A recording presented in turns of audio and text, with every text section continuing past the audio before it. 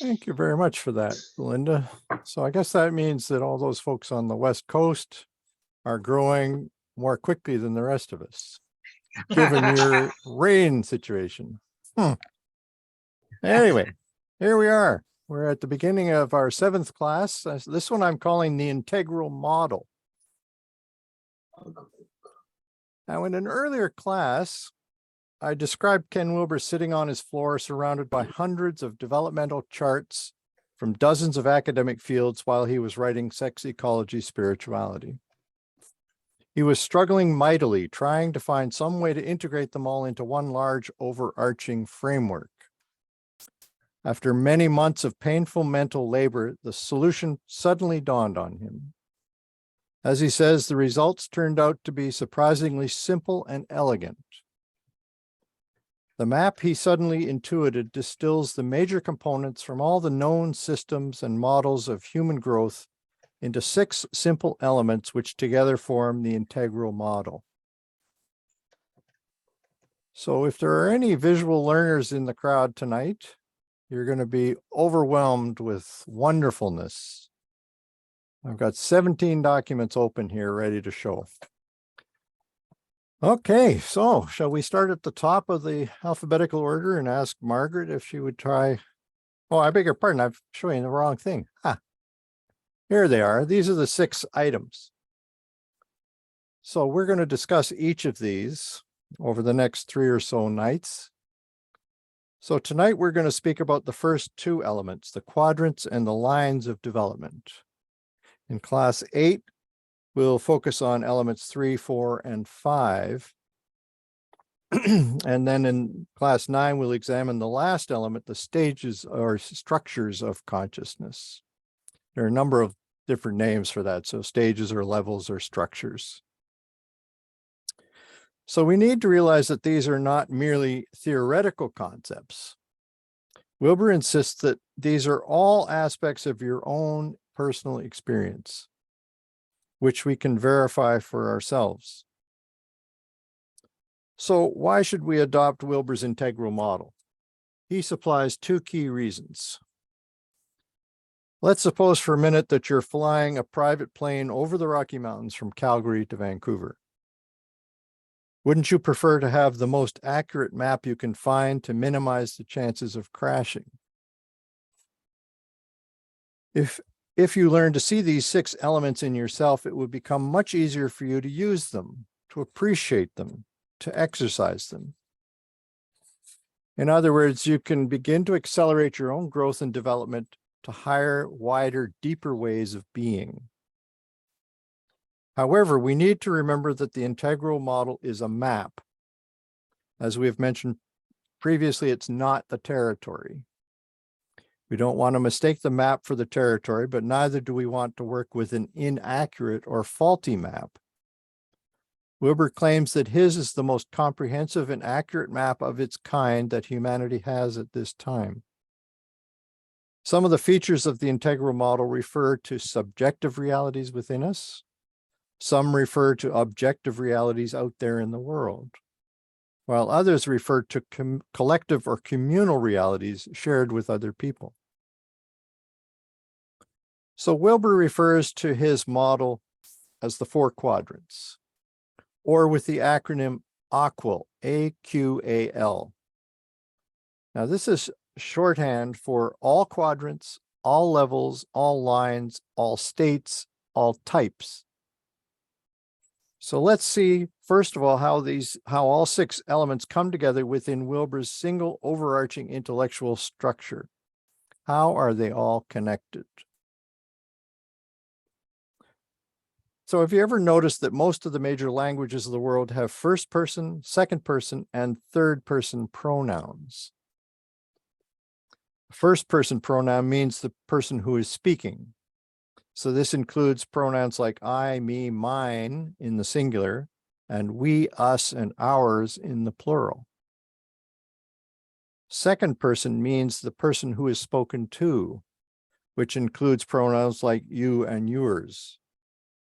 And third person means the person being spoken about, such as he, him, she, her, they, it, and its.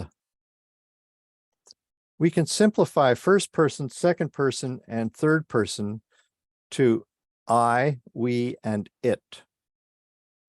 Now, this is hardly rocket science, is it? But what if Wilbur were to equate them with the good, the true, and the beautiful? These categories were first introduced by Plato. What if he were to claim that these three are dimensions of our own beings at each and every level of growth and development? And that through an integral transformative practice, we can discover deeper and deeper dimensions of our own goodness, our own truth, and our own beauty. Hopefully, these related possibilities will begin to spark your interest.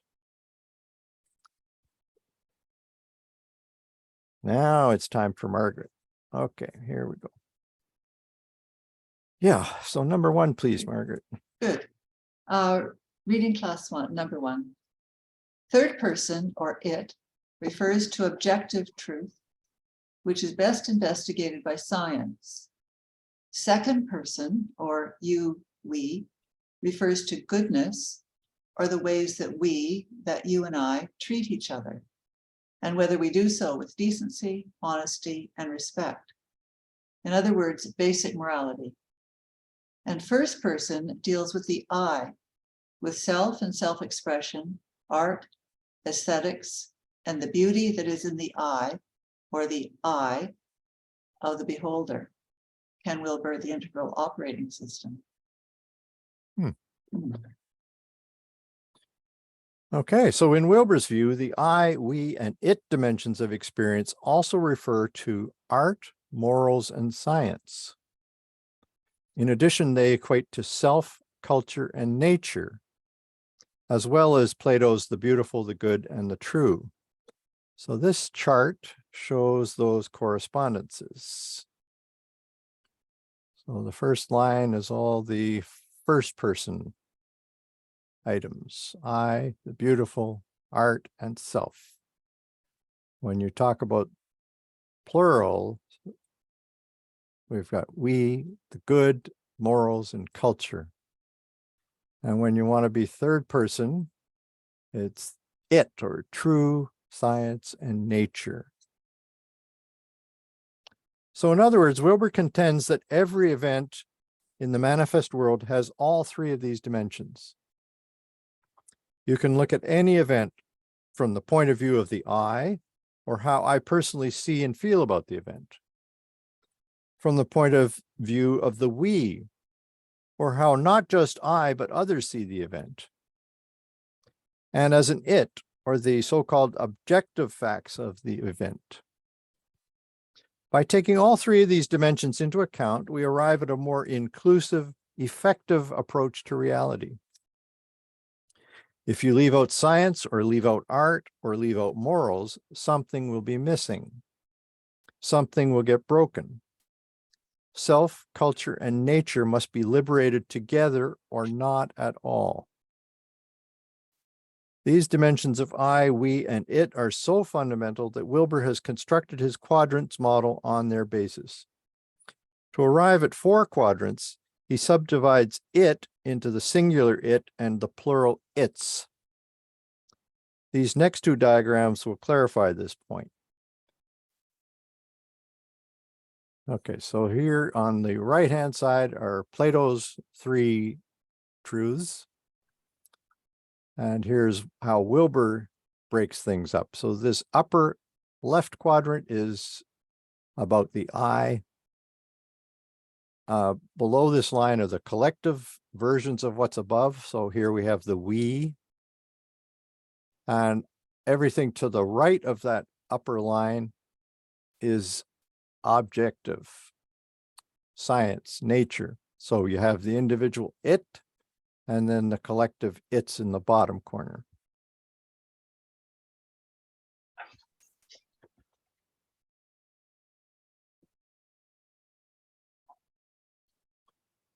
Okay.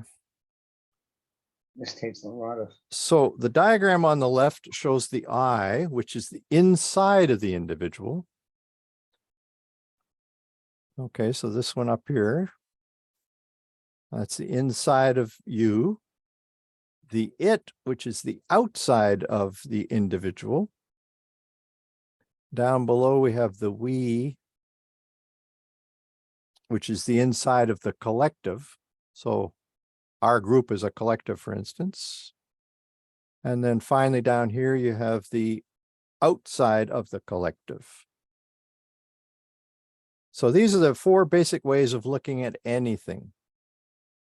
To review, they are the inside and the outside of the individual and the collective. The next handout displays a few of the details of the four quadrants as they relate to human beings. I don't know whether you can read this very well or not. I took this as a scan. Unfortunately, it's not as crisp as I would like it to be.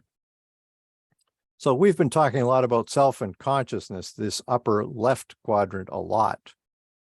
But what you could see is there's a series of numbers, 1, 2, 3, 4, 5, 6, 7, which are what he calls fulcrums or transition periods. And you can see that there's been an evolution from the archaic time down in number 1 through egocentric or magic times, then to a period of conformist or mythic times.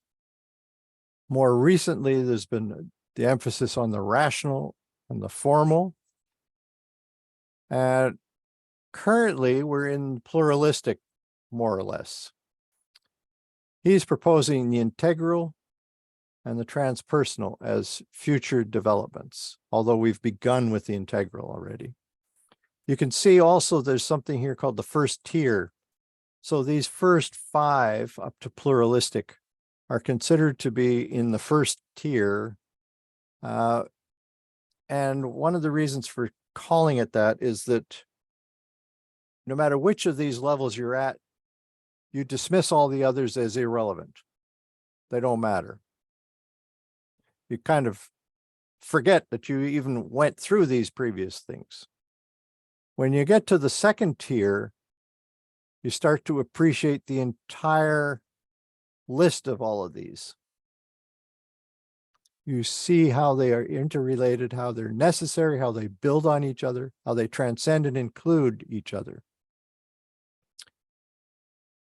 So that's in this one upper left quadrant. Over on the other side here is where Margaret is a specialist in this, as a scientist, a doctor. Now, he has not put in all the individual things. We'll see it in another diagram. But you could see that there is an evolution particularly in the brain, that we make use of. And one of the things to remember is that if you're at stage 3 here in conformist mythic, that number 3 has to be operative over here. Okay, they are in lockstep with each other. So you go from organic states to limbic systems to neocortex, etc. And we'll have more to say about that a little later. So, but if you come down to the bottom here, the its, you're talking about social systems, infrastructure, institutions. How do we group together? So you could see from number 1, where we were just surviving in clans, we go to tribes and then to nations, to corporate states. Now we're in value communities. We're beginning to dip our toes into the idea of what he calls integral commons. And we will eventually move into transpersonal meshworks. Meshworks is a term that is derived from spiral dynamics, which I'll have more to say about in another night. And he's also got some terms which are used quite often in sociology. For instance, the early stages are where people were foraging, then they moved into horticultural and agrarian practices. Then the Industrial Revolution kicked in. Now we're in the informational stages. Okay. And finally, in the bottom left-hand corner, we have the culture and worldview quadrant. So again, they call it archaic, magic. You can see these names here, mythic, the rational or scientific. Now we're back to pluralistic in number 5, the integral and the transpersonal. And there's a division here between the pre-modern stages, the modern stages, and the postmodern. We are in the postmodern stage now. But that doesn't mean we have to give up the values or strengths of these previous stages, because we're transcending and including them. So that's a quick overview of his 4 quadrants. Not as in-depth as he goes, and we will go a little further a little later. Okay, I've got notes here. Maybe I'll read those because it'll be a bit different than what I just did off the cuff here. So in the upper left quadrant, this one right here, this is the interior of the individual.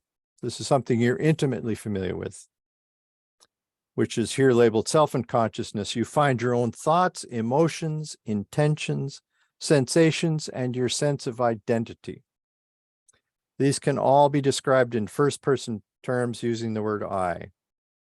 This is the domain about which most spiritual, religious, and contemplative traditions have offered their wisdom.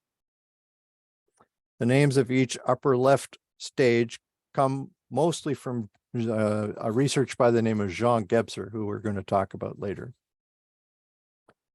The upper right, which is the brain and organism.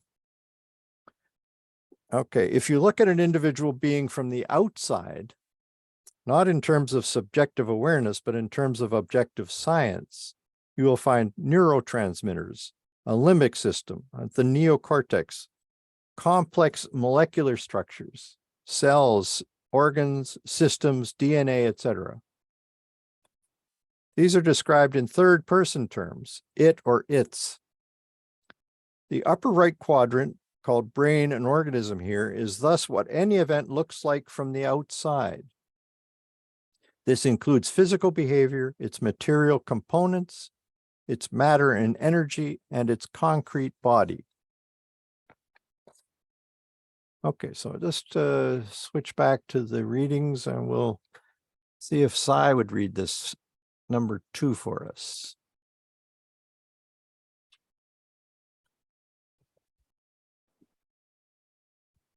Okay, what? I've got it printed out, so I'm just gonna. Here it is. Can't read the screen. That's fine. This is what you or your organism looks like from the outside. In an objective it stance. I'm sorry. In an objective it stance. Made of matter and energy and objects. Whereas from the inside, you might find not neurotransmitters, but feelings. Not limbic systems, but intense desires. Not a neocortex, but inward visions. Not matter energy, but consciousness. All described in first-person immediateness. Which of these views is right? Both of them, according to the integral approach. They are 2 different views of the same occasion, namely you.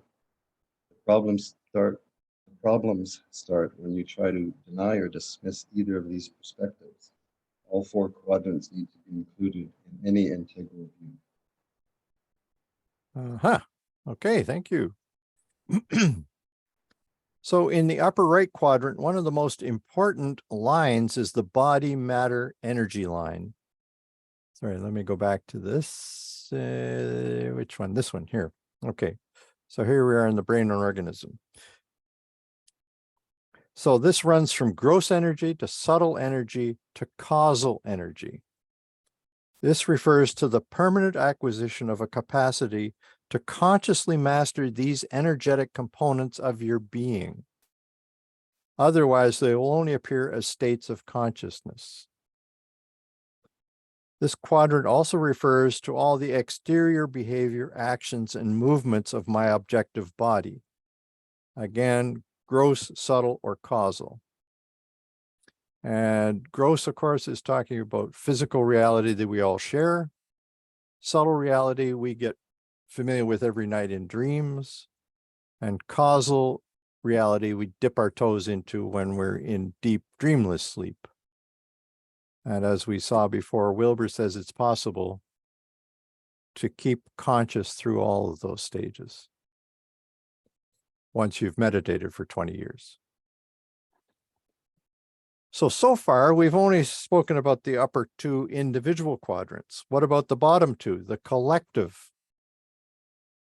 So in the lower left, where we have we, culture, and worldview, every single I is in relationship with other I's, which means that every I is a member of numerous different we's. These we's thus represent not just individual, but group or collective consciousness, not just subjective, but intersubjective awareness, or culture in the broadest sense of the term. Consequently, the lower left quadrant is labeled culture and worldview. David Erickson, could you read number 3 for us, please? Sure. The lower left quadrant refers to that part of your experience that includes all intersubjective realities. As such, it includes all your shared values, morals, perspectives, and places of emotional, intellectual, and spiritual overlap that allow you to create relationships. This is also the perspective of your being, where all norms and culture arise. We often refer to the LL quadrant in terms of planetary culture or in terms of relationship. Dustin Diperna, Earth is Eden. Okay, thank you. So in this quadrant, cultural development often unfolds in waves, moving from what John Gebser called archaic to magic, to mythic, to mental, to integral, and eventually higher stages beyond that. Okay, so back to this diagram. So let's focus on this guy here. At the same time, every collective we has an exterior, or what it looks like from the outside. This is the lower right quadrant, or the social system and environment. This is a network system of social factors and energies, which is studied by third-person sciences such as systems theory. All right, so Belinda, I guess I could ask you to do this next reading, switching back and forth a lot, but it's number 4.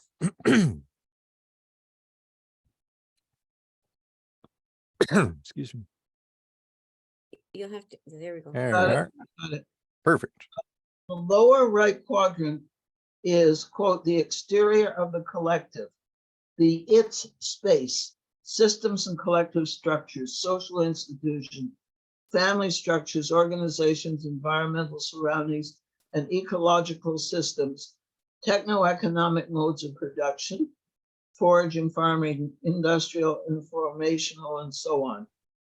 The elements in the lower right quadrant are often referred to by sociologists as PESTLE: political, economic, social, technological, legal, environmental. That's Ken Wilber, The Religion of Tomorrow, page 516. Well, I don't know if you've heard that acronym before. It was new to me. But then again, I'm not a sociologist. So anyway, we learned something new tonight. All right. So in this quadrant, systems theory investigates the collective social systems that evolve over time. In humans, this includes stages such as foraging to agrarian to industrial to informational systems. These are unfolding levels of greater social complexity that are subsequently integrated into wider systems. So we can summarize all of these by saying that the four quadrants are simply the inside and the outside of the individual and the collective. All four quadrants include expanding spheres of consciousness, care, culture, and nature. The I and the we and the it can evolve. Similarly, self and culture and nature can all develop and evolve. Wilbur repeatedly emphasizes that all four quadrants need to be included if we want our viewpoint on the world to be as integral as possible. So let's now scrutinize a more detailed version of the quadrants. Okay, Phew. much more detail. So Margaret, you can explain what the process is in the it side there. That's your bailiwick, right? Now, this chart provides us with an in-depth list of the stages or levels of structures of development that we will explore more deeply in class 9. We're talking structures here, not states. So for now, please note that stage 8 over here, called emotion, in the upper left quadrant, is directly related to stage 8 limbic system over here in the upper right. But it's also related to, where are we at? The typhonic. I'm not quite sure what that means. In the lower left, and groups and families, you see there's a quotation mark, so it's 7 and 8 are both groups and families here in the lower right quadrant. So what I'm trying to do is you could draw a square between all the 8s. So because all the stages in this diagram are evolutionary, so they go from 1 to 13 and beyond in each direction, these 4 stage 8s all arise together. As Wilbur puts it, they tetra arise, or tetra mesh, tetra being 4. The way Wilbur visualizes it, any development beyond stage 8 must occur in all 4 quadrants simultaneously. That's why the Baha'i goal of achieving stage 13, right here, for instance, of a planetary system in the lower right exterior collective quadrant, means that the growth of the corresponding stage 13s in the other 3 have to take place. So vision logic up here, something called SF3, which I'll explain in a minute over here, and centauric, which I'll also explain over here. So given the significance of this Baha'i goal, let's dig a little deeper into these 3 parallel stages. Okay, so we'll go first up to vision logic. This is sometimes referred to as network logic. It describes a type of synthesizing and integrating awareness. A person who has developed vision logic no longer limits him or herself to either or Aristotelian logic. He or she views all the seemingly unrelated parts of whatever puzzle they're attempting to solve and is able to see how they fit together in a network of interaction. And now it won't surprise you that this is Wilbur's specialty. He has written his books from the level of vision logic. He says so explicitly.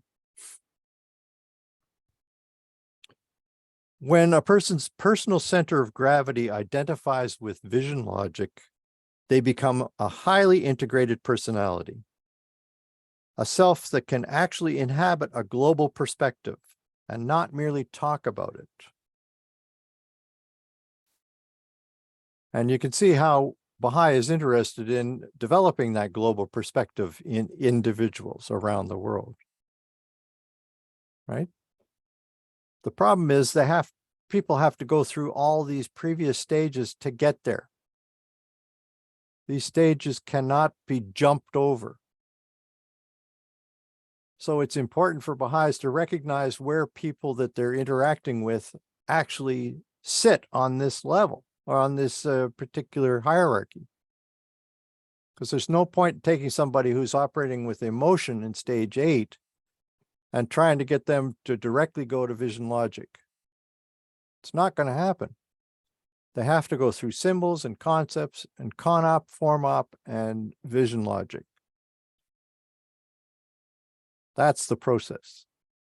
So it's important for us to realize what those stages are and to understand how to encourage people to move from one stage to the next.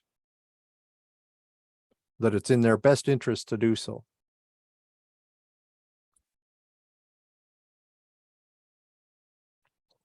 Now, down here, we got the centauric. So what's a centaur? That's a centaur. Beautiful piece of art.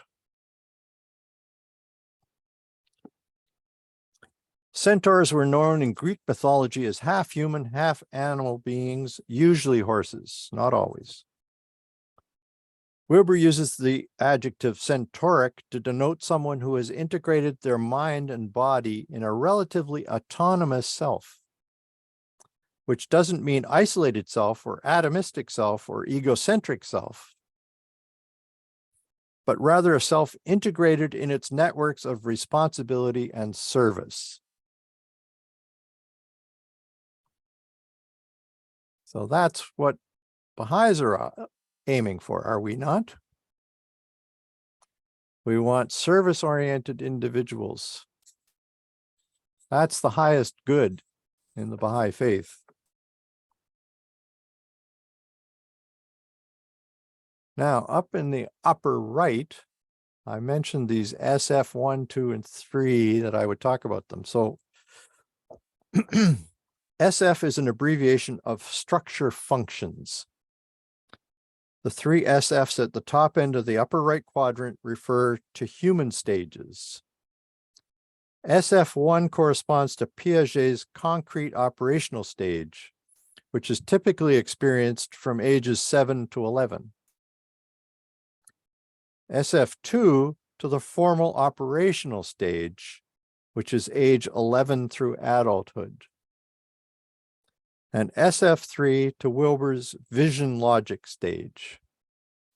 So you can see if you just go across from here to here, SF1, we said was the concrete operational stage. CONOP is the short form abbreviation for concrete operational. SF2, you've got FORMOP or formal operations. And then SF3 is vision logic, which we just talked about.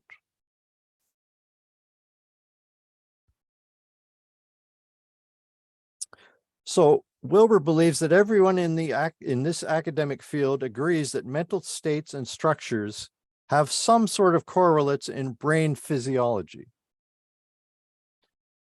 So the 3 SF symbols are meant to name this correlation. He also mentions that these stages are currently being mapped using positron emission tomography, which is PET scans, and functional magnetic resonance imaging, fMRIs.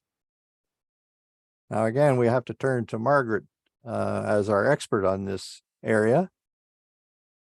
I know zero about this.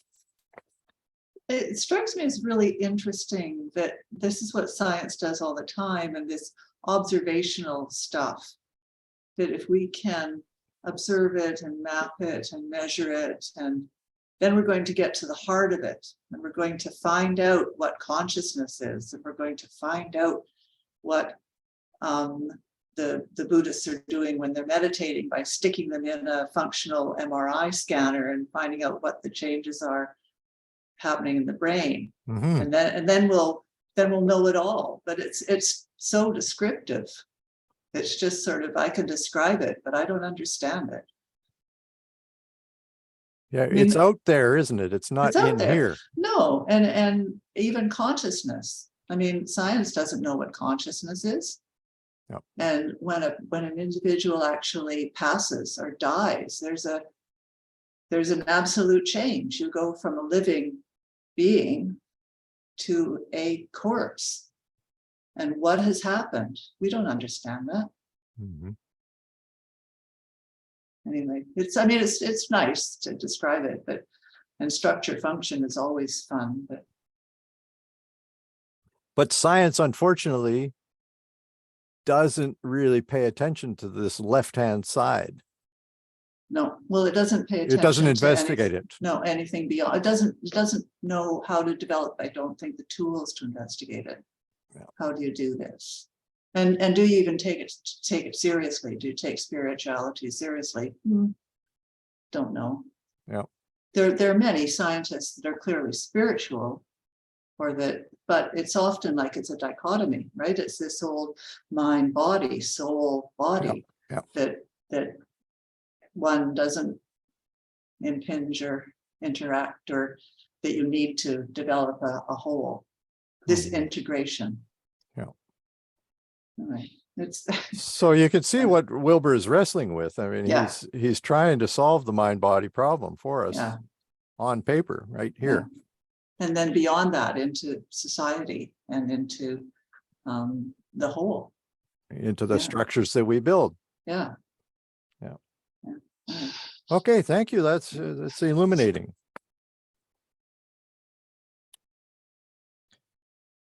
Okay.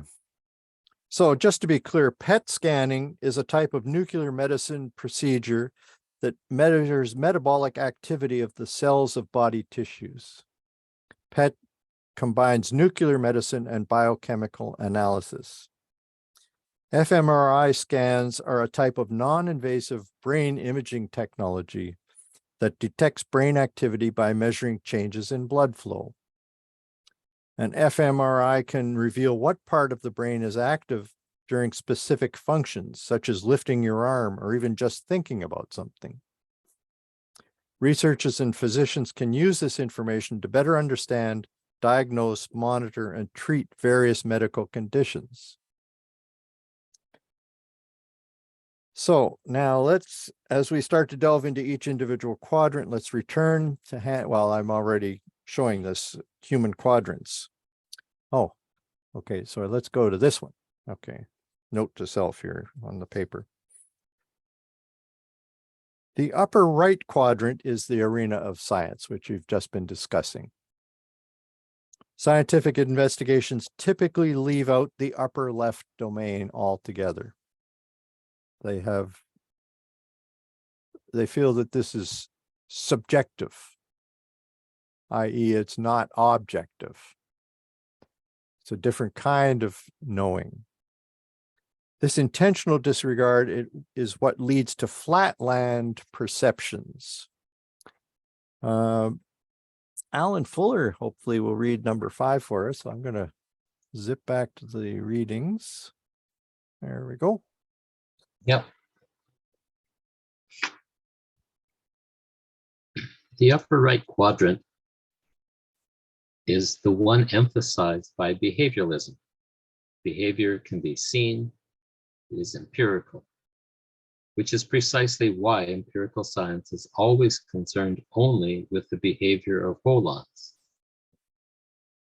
The behavior of atoms, the behavior of gases, the behavior of fish, the behavior of humans, and wants nothing to do with the nasty old introspection stuff, which involves, of course, the interiors of individuals. Mm-hmm. Thank you. So let's go back to this one. So the theorists who deal with this lower right quadrant focus on the exterior of the collective. These are the system sciences. systems theory, the ecological web of life, chaos and complexity theory, techno-economic structures, environmental networks, and social systems. So both of these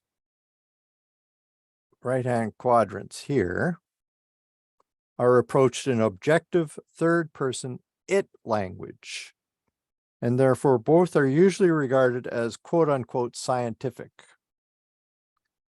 So the upper right are the individual sciences, and the lower right are the systems sciences.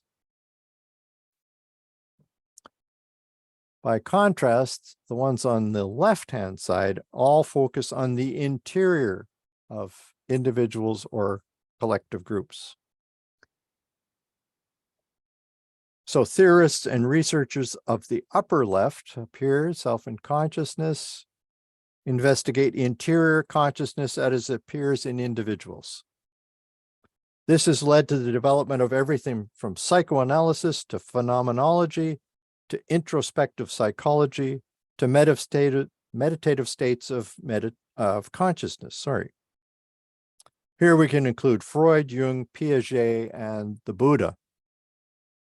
These phenomenal realities are all expressed not in it language, but in I language, not third person, but first person language.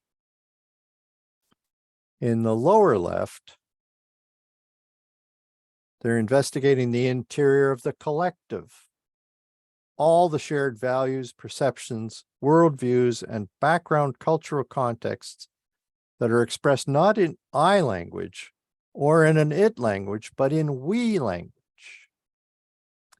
These are the hermeneutic, interpretive, and phenomenological cultural studies conducted by people such as Thomas Kuhn and John Gebser.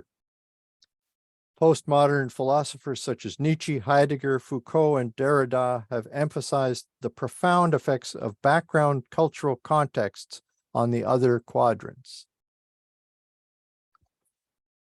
So let's take a look at this thing here. So this is a very brief listing of some of the theorists, or not the theorists, but the, what did I call them? The disciplines that are covered by each of these quadrants. So different theorists are focused on one quadrant, often to the exclusion of others.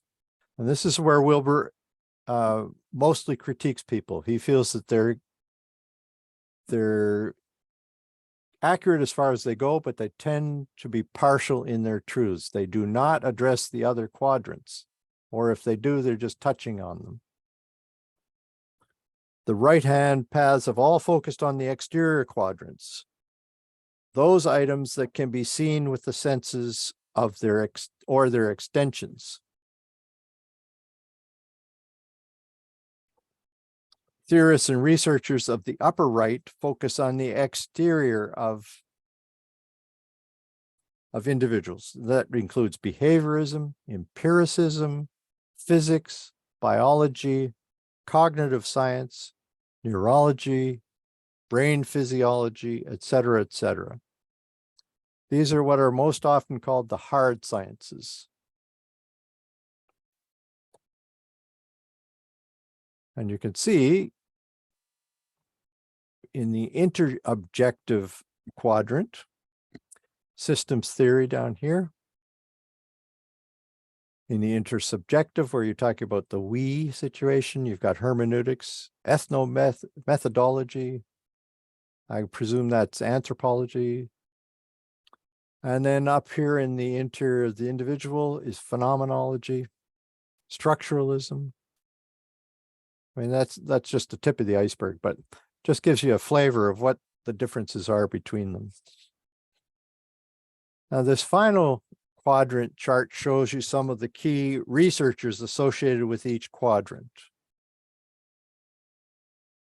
I'll just give you a minute to digest that if you don't mind. These are the kinds of things that would be helpful to print out, which is why I sent them early, so that you can actually think about them.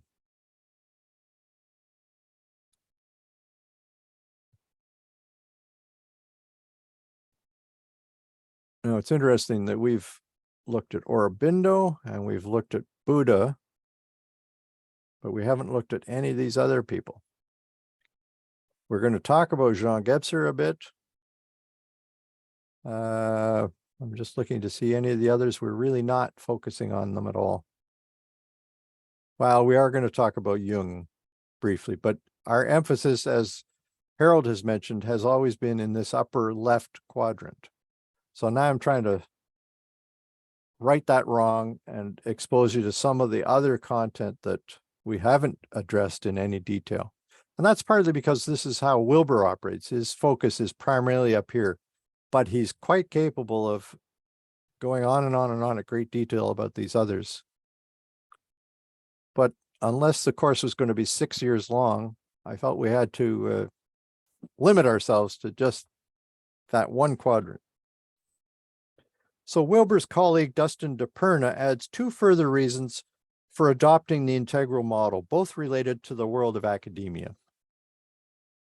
First, using the 4 quadrants model ensures that any given research project is as comprehensive as possible. One can easily check to see where a particular approach might be limited and which methodologies have been left out, which is what I've just done with this chart. I told you I've missed out the 3 of the 4, really. It also helps to protect against gross and subtle forms of reductionism. That's another big topic that we really are not going to address. Wilbur spends a lot of time on it. So now that we have a sense of the overall integral model, we can start placing the other 5 elements into this framework. Let's begin with something called lines of development. Why are we so good at some things and so poor at others? Each individual of us in the room here. Virtually all of us are unevenly developed. Some of us are highly developed in logical thinking, but poor in emotional feelings. Some may be extremely smart, but are mean and ruthless. Some are gifted in emotional intelligence, but can't do simple math.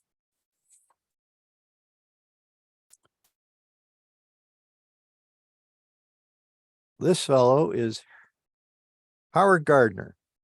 He's an American developmental psychologist who was born in 1943. He discovered that humans have a variety of intelligences.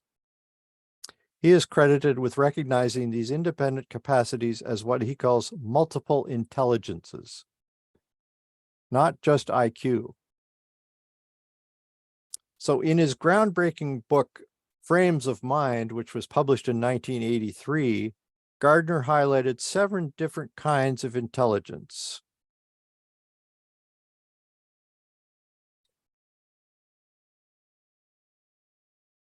So there's the linguistic, musical, logical, mathematical, bodily kinesthetic, and along with 2 types of personal intelligence, intrapersonal, which is understanding yourself, and interpersonal, understanding others.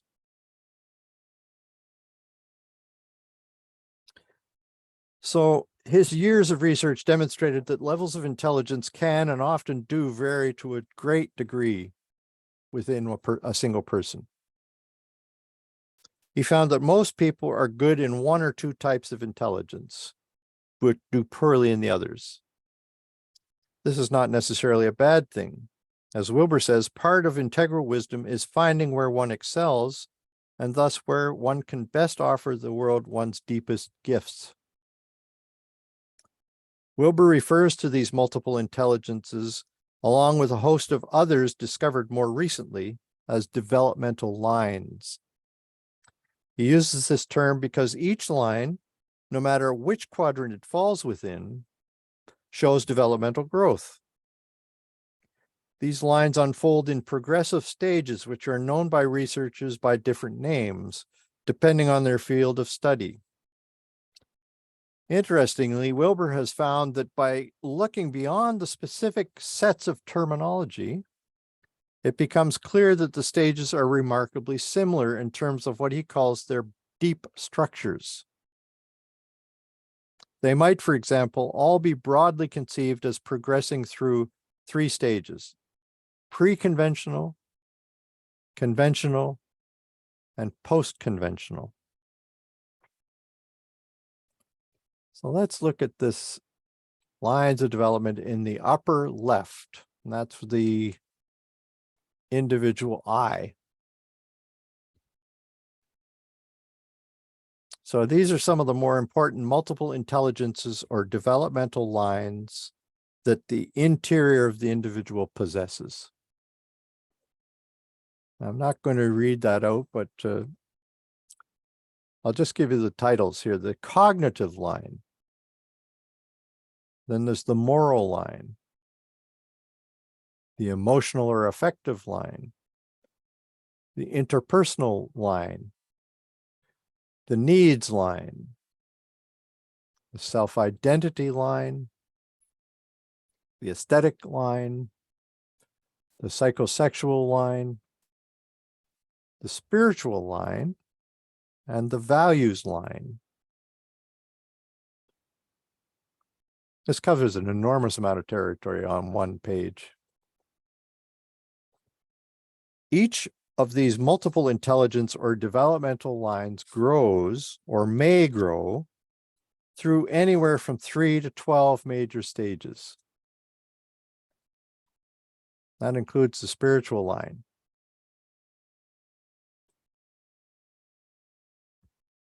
Here's an example that clarifies Wilbur's thinking. I don't know if Lori is here tonight. I didn't see her early on, but maybe she's joined. Linda No, is? She's not here tonight. Okay, that's fine. How about Ingrid then? And let Yep, me just I'm- switch over, sorry. Okay.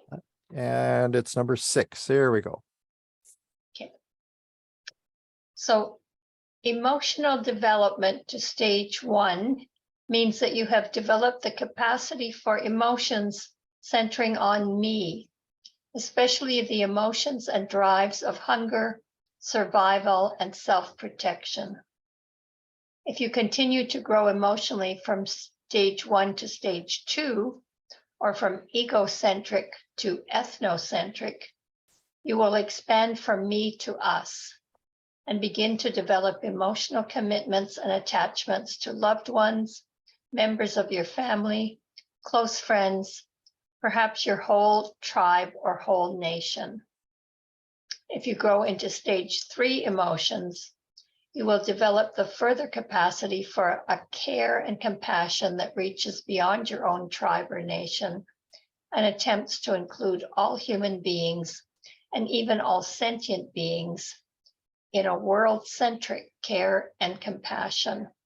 That's Ken Wilber from the Integral Operating System, page 12. Oh, thank you. That's very good. And you can see where Baha'i Faith is spending most of its time. All right, and stage 3 is what we're trying to do. It's to reach beyond your own tribe or nation. Yeah, And- Mark, this passage is quite remarkable in that it resembles, it sounds like a paraphrase of a passage of Abdu'l-Baha that presents exactly the same thinking, that the mature individual starts with himself, but then he reaches out to family, to society, That's right. the nation, and eventually the world.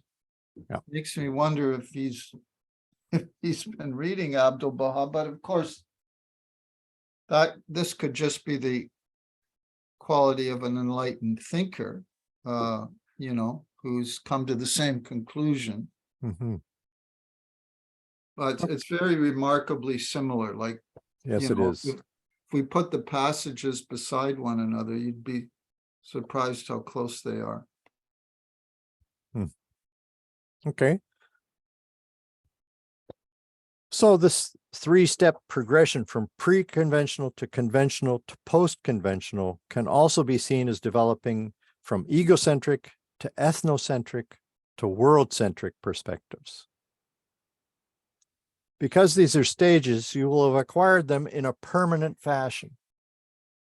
Before this happens, however, these capacities are experienced as passing states.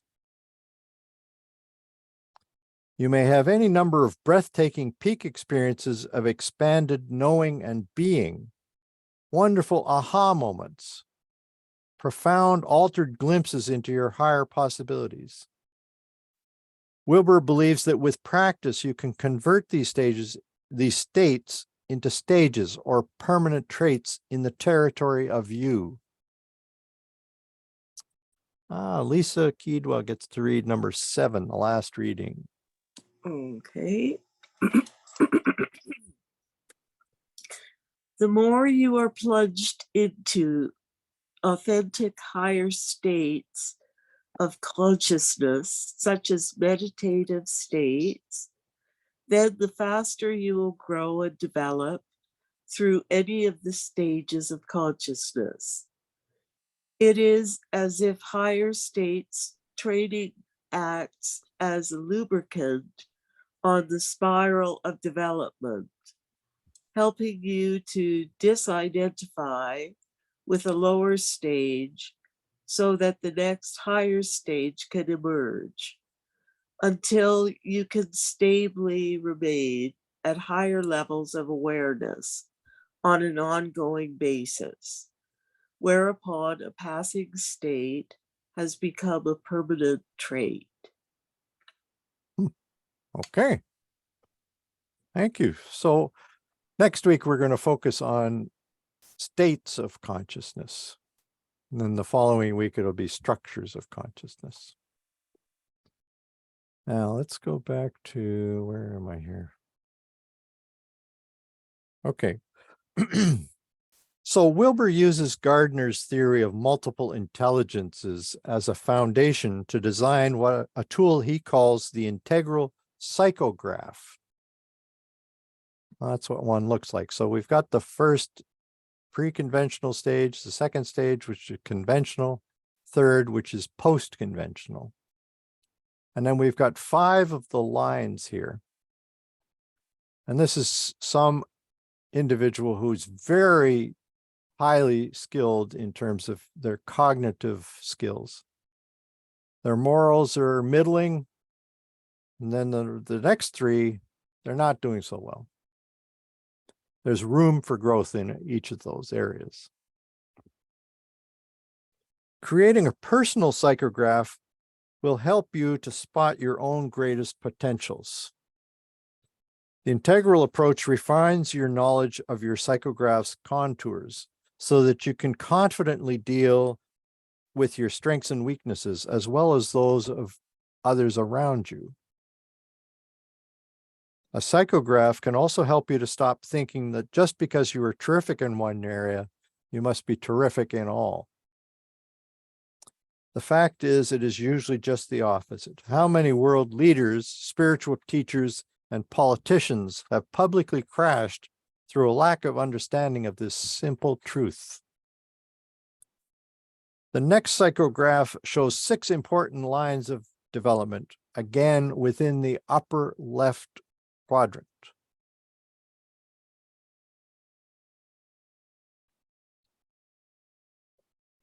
And of course, the length of the arrow indicates the level of development. Okay, now, let's see here. In 1981, this lovely looking guy, James Fowler, published an important book, The Stages of Faith, The Psychology of Human Development and the Quest for Meaning. Fowler's book is based on interviews he conducted with almost 600 people of the ages of 4 to 88, including Jews, Catholics, Protestants, agnostics, and atheists. Faith, as he came to describe it, is a person's way of making sense of the world. It is not necessarily religious, nor the same as belief. It is a dynamic system of images, values, and commitments that guide people's lives. Fowler shifted the findings from his, that should be sifted, not shifted, sorry. I'm noticing my typing got a little out of hand. Sifted these findings from his research into 7 stages. These range from the intuitive, imitative faith of childhood through conventional and then gradually more independent types of faith, and finally to the universalizing transcendent faith of full maturity. So here's a chart. If I can bring this up here. Aha. Here's a chart showing the range of potential growth in the faith development line. It aligns Fowler's stages of faith with Wilbur's color-coded levels of consciousness. So on this side here, you have Fowler's states, 7 of them, stages, aligned as nearly as possible with the color that Wilbur has proposed.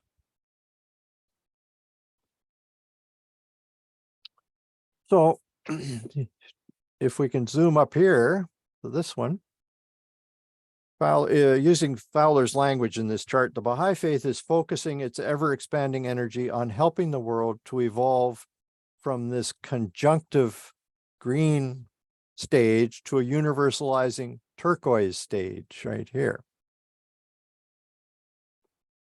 However, it is important to realize that the vast majority of the world's population lives at earlier stages of faith development, as Fowler has documented.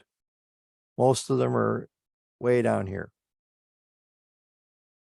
In fact, I would say the majority are in here, like 70% of the population, maybe even 80, in Canada and all other countries.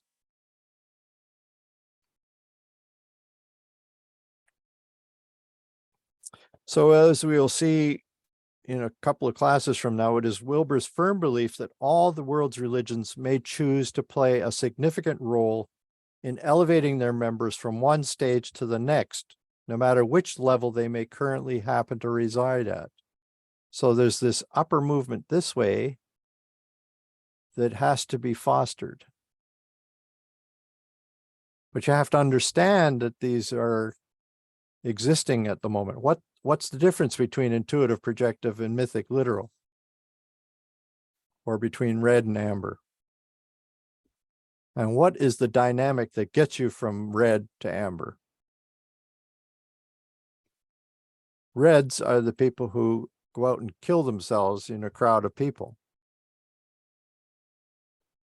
How do we get them to move on from that kind of approach to reality, so that they care about the people who are around them in that crowd? So in Wilbur's view, being integrally developed does not mean excelling in all of the intelligences, or that you have to be at the post-conventional or world-centric level in all lines of development.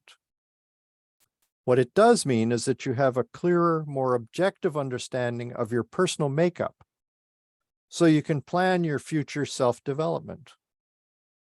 Some people may choose to strengthen certain lines that are causing them problems.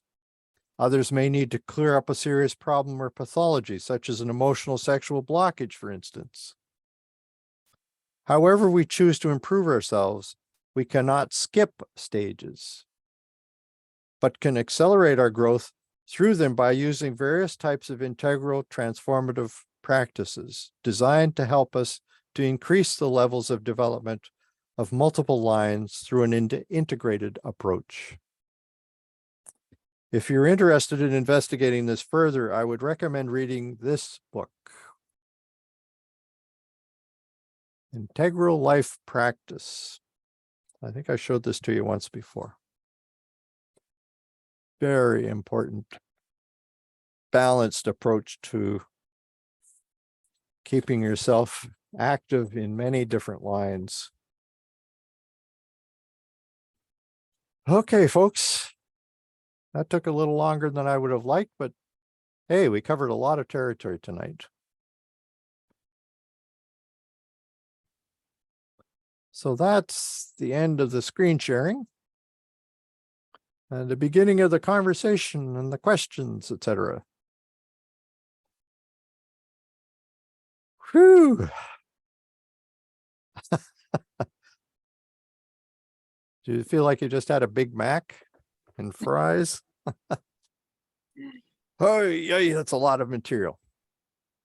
Yeah, I've Well, got a let- big question. I'll let someone else ask a Oh, question. okay, you're going to be next after Cy. Okay. Okay, Cy. I just had a quick one because earlier, I don't know which class, but we had said that this particular class is not a user's manual on how to prove and all that. Was that last book you mentioned kind of a user's manual? Yes, Okay, that's as close as you can get to one. all right. That's what I was wondering. Thank you. Okay. All right, Meryl, what's your Mine's similar. It's like, I love what we covered, and yet it's so immense.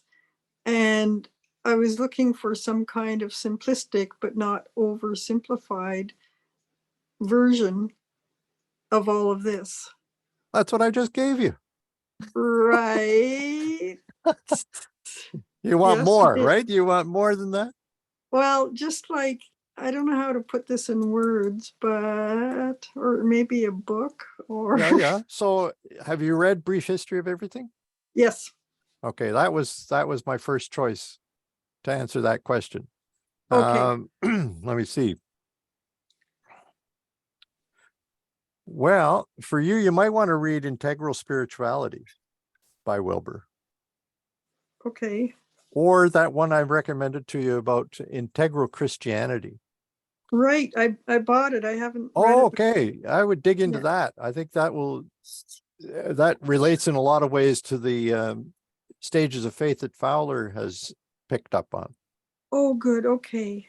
but Thanks. within a Christian context. So it'll be right up your alley. Oh, great. Thank you very much. Okay. Yeah. All right, Heather. This is more of a comment. I was in a bachelor's degree of psychology in McGill in the early 1970s, and was taught by D.O. Hebb, and it was very behavioralistic. Mhm. And it was everything that you only studied that which you could describe. If you could not touch it and feel it, if you could not measure it, that was the issue. If Oh, you yeah. could not measure it, you did not study it. And so everything in that upper right box was looked into, and empiricism and all those people we studied. But what this led to was, or was attached to, was all of the issues that went on at the hospital, which is now by Cameron, Dr. Cameron, and all these people who were like subjected to all sorts of really terrible experiments. Oh, I heard about that. Often with psychotropic drugs, and some of what, and I mean, we took notes on this. We had like guest lecturers and wrote everything down and took notes, and this was the way of the future. And whether it had anything to do with any of those other 3 quadrants that would have something to do with morals or thinking about the integrity of the inside of the person was not really seen as important. And so that's why I really like how he keeps drawing the lines from, in the other one, so that you're always trying to develop all of the quadrants, not just one, and saying if we cannot measure it, we just don't talk about it. So I'm kind of curious, what was the impact of those kinds of studies in psychology on you? Did you move away from psychology because you felt that there were things missing, or? Well, I became actually very good at using behavior modification, which is which is an outgrowth of that. And we basically became behavior modification. Oh, sorry, I will hear that. We basically became sort of very behavior modification people. And it is something, and I was working with a population of children who had a lot of social problems and had a lot of behavioral and developmental issues, and it worked very well with them. The problem was if you took away those supports often, it didn't stay, right? Mhm. It wasn't a long-term fix. And I did move away from that after a while. I mean, everybody did. And I never became somebody who was really who was basically did that for a living. But I became a teacher, and I did a whole lot of like art and music and things like that, which I enjoyed a lot Okay. more. Hmm. But it's just interesting how something can go really wrong if it's not balanced, is what I'm saying. Mhm. I'm trying to remember the name of the hospital. It'll come to me. The psychiatric hospital that's attached to McGill, but I can't remember offhand. I don't know why. I think that's in Louise Penny's books. That's where I It's came across probably it. in one of her books. Yes, she Yeah. draws very deeply from Montreal. Yeah. Yeah, yeah. The Allen Memorial Institute. That's what it was. I'm sorry, the name again? The Allen Memorial Institute. Okay, that rings a bit of a bell. Yeah. Hmm. Okay, that was just my comment. Very interesting. From the trenches of From the the upper right. Yes. I like it.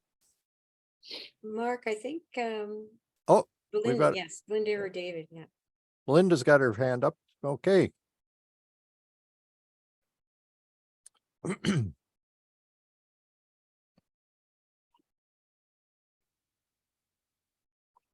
There we go. Now that you mention the hospital attached to McGill, I think my mother spent a short time in that place in the 1960s, probably 1966.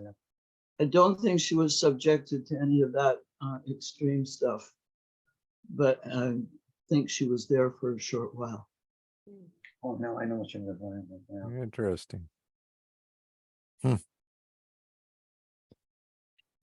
I think they did do a lot of other things there and some good work. This was just a portion of what was going on in the institution. It wasn't the whole institution. Well, when I was going to University of Carleton in the 70s, I became good friends with a couple of the profs who were in psychology, but I didn't have any interest in what the school was offering in terms of psychology, because most of it was behaviorist based. They were running rats in mazes and stuff like that. And it seemed so far removed from what I understood to be psychology that I wouldn't spend any time there. So it really changed my direction in life. I guess I could have become a psychologist if I'd seen somebody like Wilbur at that point in my life. My goodness, I'd be a totally different person by now. All things in good time. Mhm. Well, oh, size up. I was Whoop. waiting for somebody else to ask, but anyway. Yeah, go for it. Now, one thing about the faith that I struggled with early was when they mentioned the word capacity quite a bit. And I thought it meant intelligence or intellect first. Then I thought maybe it means emotional capacity, but the word capacity is used in the writings quite a bit. And now we've got 7 levels I have to deal with. So not only do you have to try to figure out how you fit in, but how other people that you meet fit into those levels. It's way more complicated than it was yesterday. Well, Wilbur did say he's trying to be comprehensive, right? And I think one of the things I like about him is that he's trying to make things simple, but at the same time, he's recognizing that human beings are complex. And he honors that complexity in a way that I find very satisfying. We're not just all one thing, one line of, we've got lots of stuff going on, depending on how our lives are shaped up. And then we're dealing with all sorts of other people who are structured totally differently than we are. Yeah, and I think I think part of it that to deal with people on the same level, but that means you would have to analyze that person A lot of times people aren't good at that. You end up making a wrong diagnosis on someone that you meet. Yeah. And then it goes on, and we can't leave it to the professionals, because what are you going to do? You meet people and you start talking. That's it. Yeah.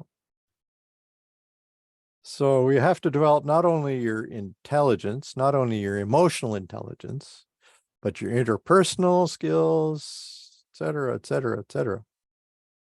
You got to relive your life. Start over. Okay, Alan. Yeah, it's a bit like Start Psy. over again. Yeah. I'm the complexity is such that it is overwhelming for me. There's just too much here. I'm not smart enough to be able to figure all this stuff out. But it strikes me that what is maybe most important about this is that I now understand that there are many different levels.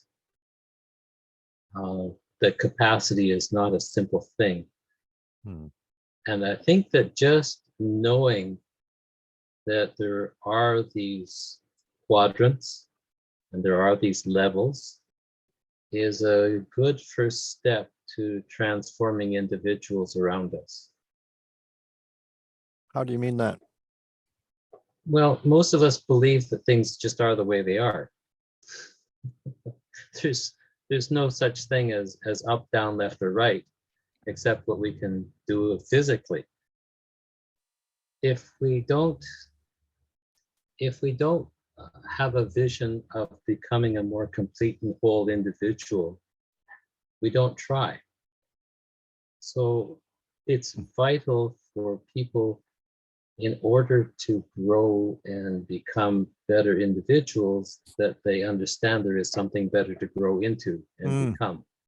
Okay. And that's, to me, what this is maybe one of the most important gifts of Wilbur, is he's saying every human being on this planet has an opportunity to grow and become a better individual, a better soul, if you will, a more spiritual being.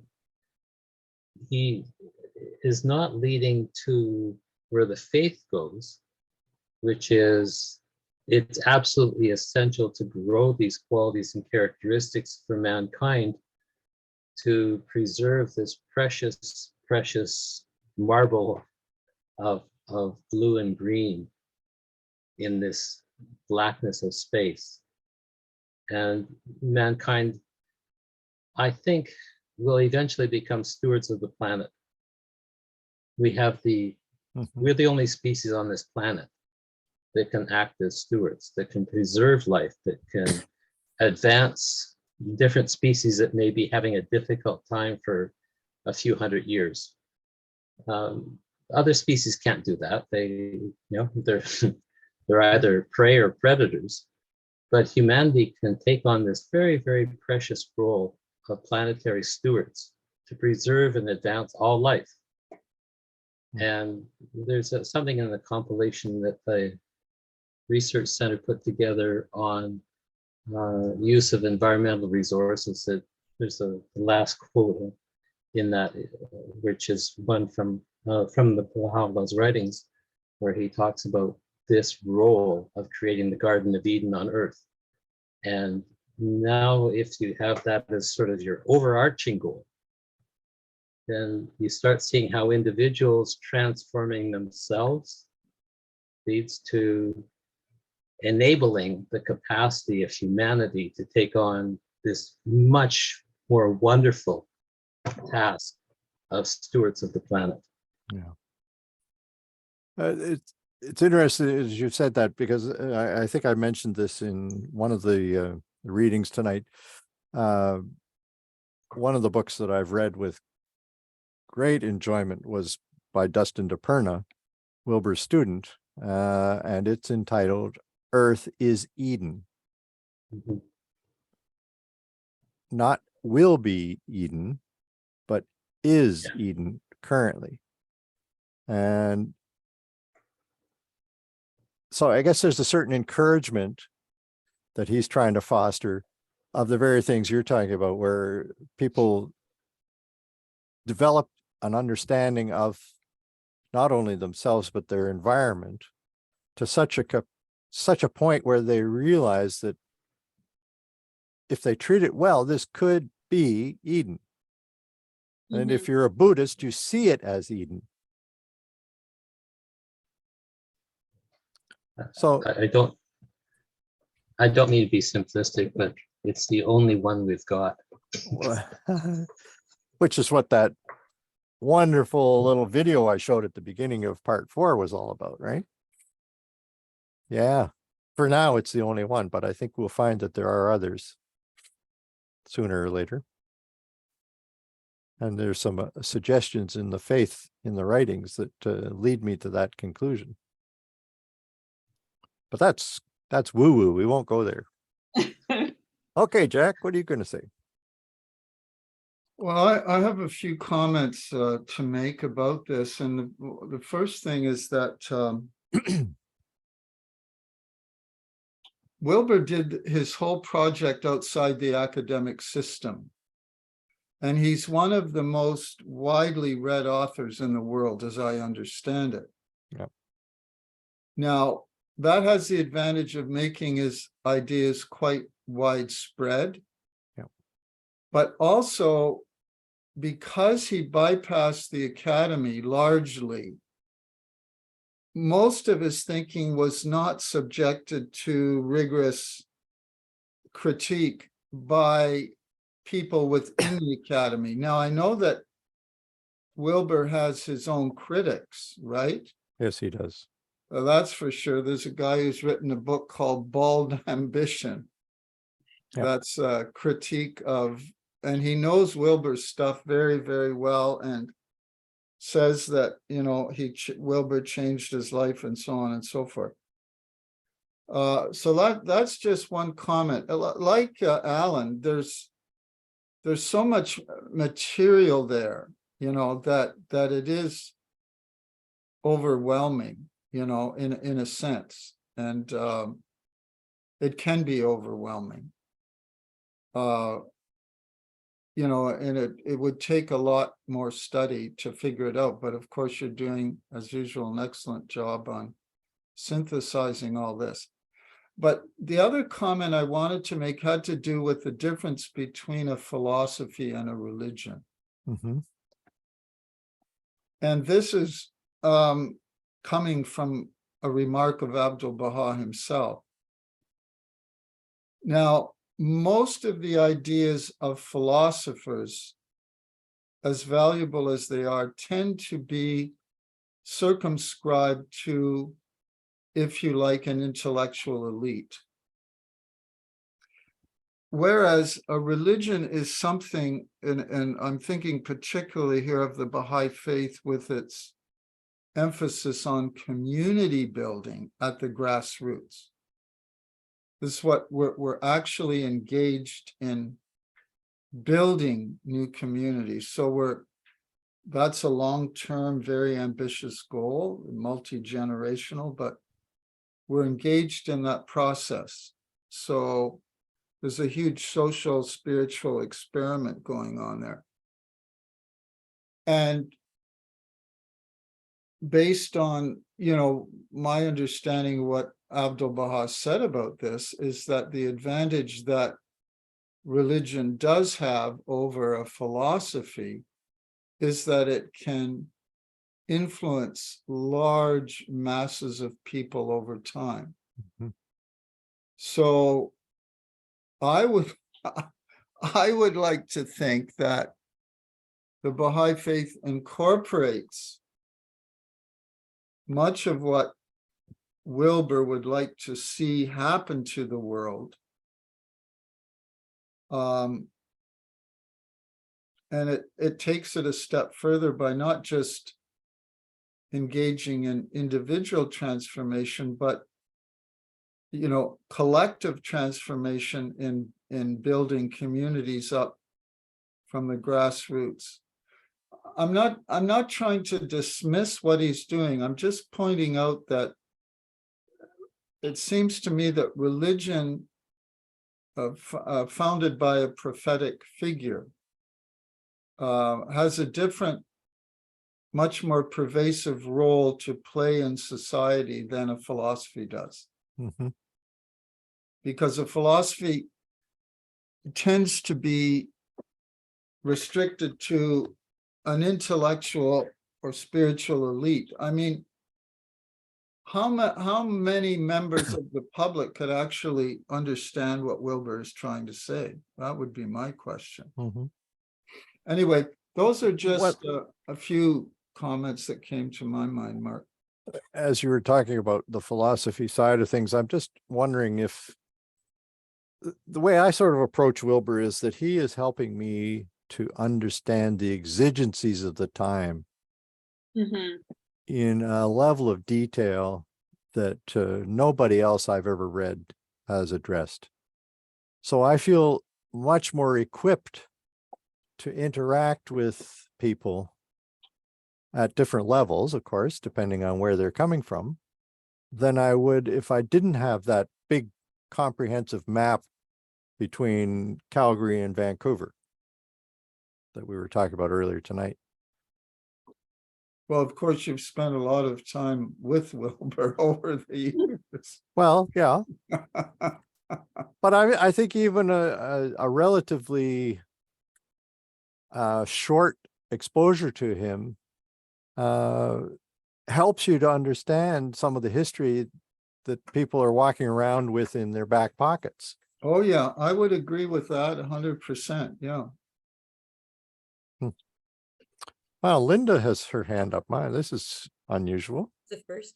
One of the things that I find exciting about Wilbur is he and his people are inspiring groups all over the world to look at economics and education and health and the environment and all those issues from an integral perspective. So had he been in the academia or had he been a religious leader, I don't think these things would have happened to the way they're happening now, because they're really growing exponentially as a result of his insights, I think. Well, I was just sharing with Linda something I was reading in near the end of this Religion of Tomorrow.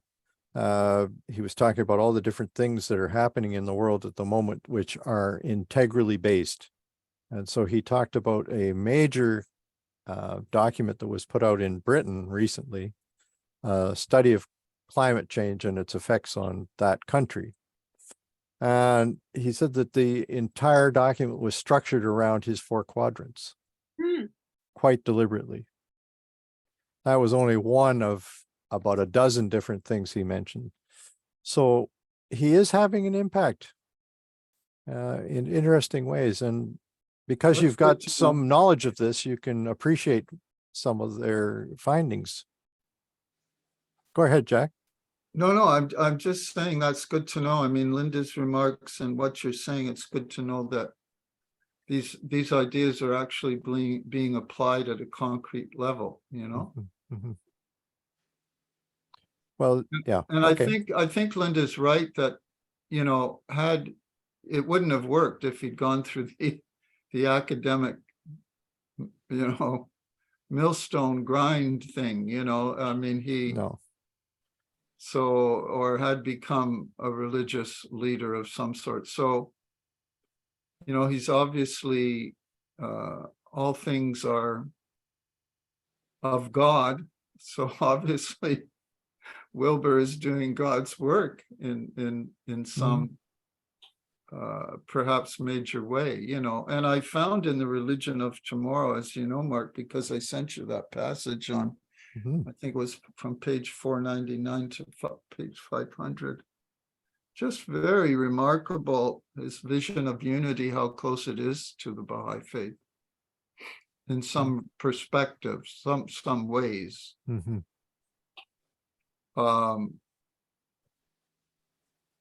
Okay, I just want to cut you short there, Jack. I want to Oh, yeah, I'm have done. Meryl. We're over time, so I'm just going to give the last question to Meryl before we close down. So I think it's just a comment. I Okay. feel like I think we need Wilbur for perspective, because whenever I listen to all the stuff that we read or hear or think about, it's all in bits and pieces, but you don't know how they go together. Mhm. And I'm always craving to know, how does this fit with this, with that, with this, you know? So you're the work- finding it that you're getting some idea now of how they might fit? Yeah, yes, That's encouraging. yeah, yeah, yeah. There we have it, the last word. Yeah. Oh, Belinda wants one more question or comment. Then we're closing down. That's it. Mark, I just wanted to point out, I looked at my calendar and next Wednesday is a feast night. Yeah, that was what I was going to end on, actually. Oh, good. So no class next week. We're going to have one on the 18th. No, on the, sorry, what is the next one? 25th, 25th. Yeah. His birthday. I'll mention that in an email that I send out tomorrow so that Okay. everybody knows. Well, I was saying to Belinda that, and that when it comes to ecology, Hmm. they know very well that you know, the interconnection of all things. They know very, very well you know, that organic unity, you know. For example, if we kill all the wolves in Yellowstone Park, that affects all the life in Yep. Yellowstone Park. If you put them back, then there's a balance. Hmm. So, I mean, the integrity of the environment, and in this case, in nature, is extremely, not only extremely important, but I think very much relates, you know, to Wilbur. Yep. In fact, David, there's an 800-page book called Integral Ecology, which has been done by Michael Zimmerman, who has worked with Wilbur for years and years and years. Yeah. And it covers all 4 quadrants, and it gives examples, including one from Canada, of Great. how all 4 quadrants can be used in an integral way to heal the planet. Anyway, that's a nice positive note to end on. Yeah, but, and Mark, what is Bring the, everything down to 7 words. There we go. Here we go again. Everything is connected. Yes. Everything changes. Pay attention. well, I think he succeeds more than anybody else presently in our generation of mapping out the interconnectedness of all things. I mean, he succeeds remarkably well in that respect, like no other philosopher has done, you know. Well, you have my vote on that. I agree. Well, folks, Okay. we're a little over Thank time. you. Sorry about that, but have a great time. Enjoy the snowstorm. Oh, Oh, thanks a boy. lot.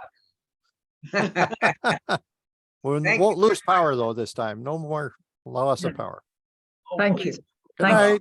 I hope, Margaret, you'll stay Bye. with us after you move, Margaret. I hope you'll stay with us Getting after lots you of move. storms.